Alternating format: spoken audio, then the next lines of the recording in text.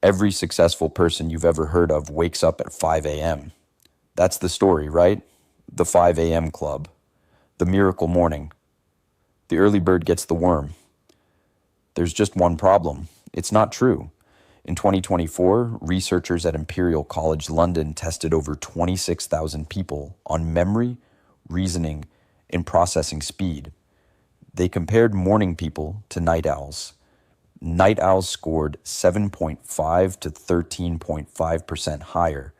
Not the same, not slightly better. Significantly, measurably smarter. And this isn't the only study. Research going back decades shows the same pattern. Evening types consistently outperform morning types on tests of cognitive ability. So why does society keep calling night owls lazy? Because the people who built the system, the schedules, the school start times, the 9 to 5, were morning people, and they wrote the rules. But the science says something different. The science says if you come alive at midnight, you might be exactly the kind of brain the world needs. Let's look at what the research actually shows. That Imperial College London study wasn't a fluke. It was one of the largest studies ever conducted on sleep patterns and cognitive performance. Over 26,000 participants, rigorous testing, clear results. Night owls, people who naturally prefer to stay up late and wake up late, scored significantly higher on every cognitive measure. Memory, reasoning, processing speed. The researchers controlled for age, gender, chronic disease, smoking, alcohol use. The effect held. Lead author Dr. Raha West put it plainly. Adults who are naturally more active in the evening tended to perform better on cognitive tests than those who are morning people. But this finding has been replicated for years. A major meta-analysis reviewed all the research on chronotype and cognitive ability. The pattern was consistent. Eveningness correlated positively with cognitive ability, while morningness showed the opposite relationship. Evolutionary psychologist Satoshi Kanazawa analyzed data from over 15,000 people in the National Longitudinal Study of Adolescent Health. He found a linear relationship between childhood IQ and adult sleep timing. The smarter the child, the later they stayed up as an adult. And here's where it gets interesting. Kanazawa proposed a theory for why this happens. Throughout most of human evolution, staying up late at night was rare.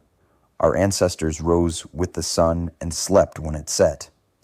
Nocturnal activity was evolutionarily novel, unusual, unfamiliar. His hypothesis: more intelligent people are more likely to adopt evolutionarily novel behaviors. They deviate from ancestral patterns more easily.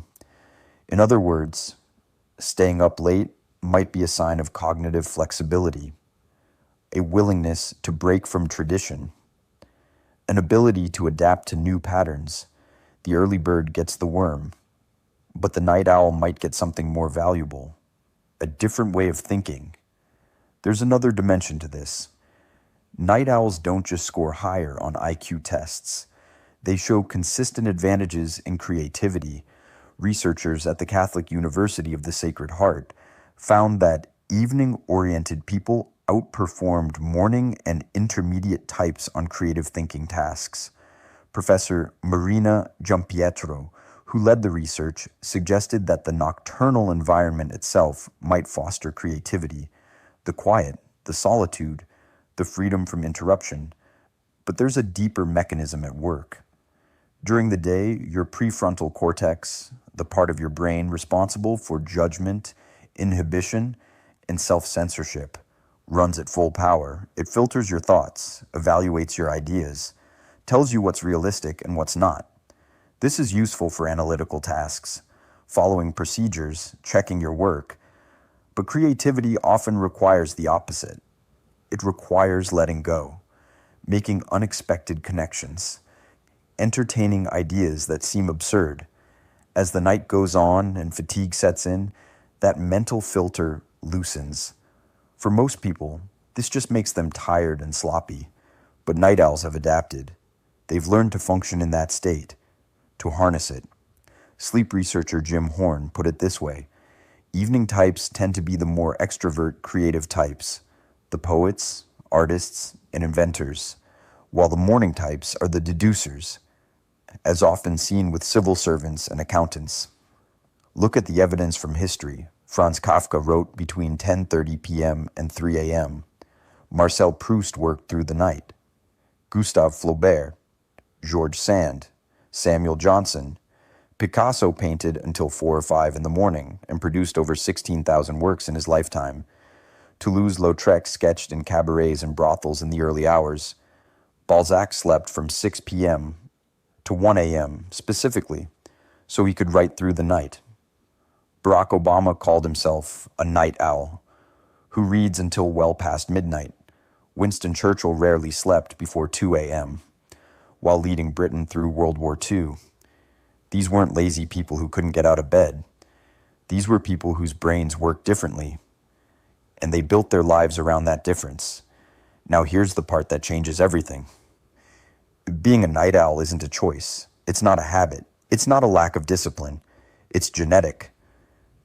In 2019, researchers from the University of Exeter and Massachusetts General Hospital conducted one of the largest genetic studies ever on sleep timing. They analyzed nearly 700,000 people. What they found, over 350 different gene locations determine whether you're a morning person or a night owl. 350 genes, not willpower, DNA. Your chronotype, your internal preference for when to sleep and when to be awake, is about 50% heritable. Half of whether you're a lark or an owl was determined before you were born. Researchers at Rockefeller University discovered a specific gene variant called CRY1 that directly affects your internal clock. This variant makes the circadian cycle run about 30 minutes longer than average. When the clock says 11 p.m., a person with this variant's body says it's only 10:30. This mutation appears in about 1 in 75 people, and it doesn't just make them prefer staying up late. It makes their body physically incapable of feeling tired at the normal time. So when someone tells you to just go to bed earlier, they're essentially telling you to override your own genetics.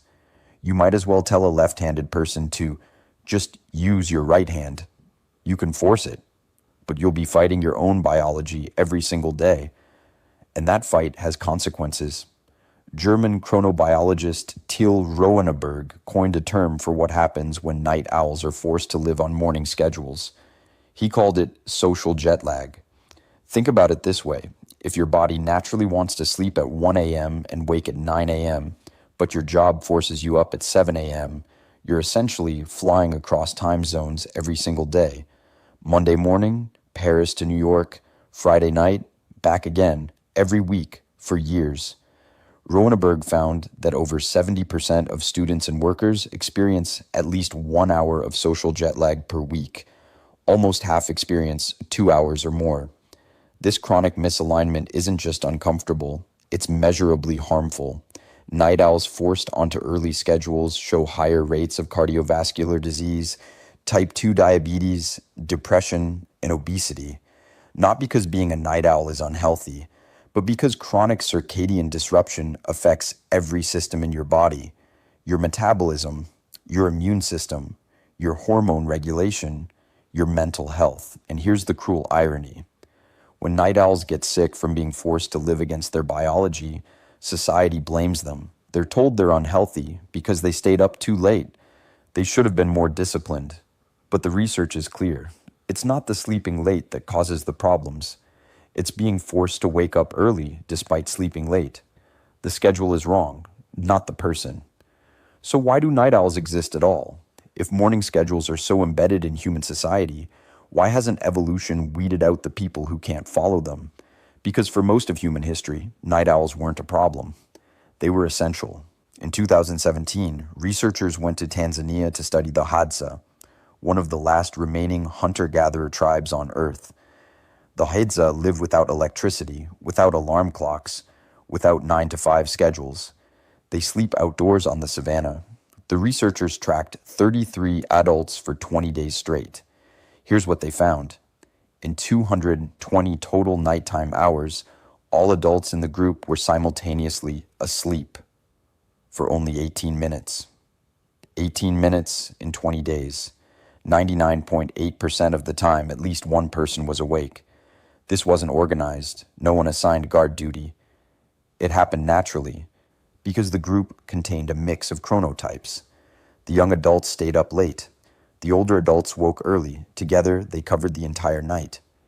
This is called the sentinel hypothesis, and it explains why humans evolved with different sleep schedules in the first place. When our ancestors slept on the African savanna, surrounded by predators, the most dangerous time was night. Having some people naturally awake during those hours wasn't a bug, it was a survival mechanism.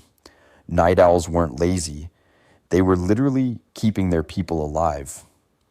So let's put this together. Night owls score higher on cognitive tests. They show advantages in creativity. They have a genetic basis for their sleep patterns that they cannot simply override. And historically, they served a critical evolutionary function, one that helped our species survive for 200,000 years. But society calls them lazy. Because a farming culture needed people awake during daylight, because factory owners wanted workers at 8 a.m., because morning people built the systems and assumed everyone should work like them. The 9-to-5 workday wasn't handed down from biology. It was invented by Henry Ford in 1926 for assembly line workers. Your genes are older than that. So here's what I want you to take away. If you come alive at midnight, if your best ideas hit at 2 a.m., if you've spent your whole life feeling broken because you can't wake up at 6 a.m., like everyone says you should, you're not broken, you're not lazy. You might actually be the smartest person in the room. You're just operating on a different clock, and that clock was built across 200,000 years of human evolution for reasons that had nothing to do with what time your boss wants you at your desk. Stop apologizing for it. Start building your life around it. If this changed how you see yourself, subscribe to Pattern Logic. We break down the psychology behind the things no one else explains. Thanks for watching. This is Pattern Logic signing out.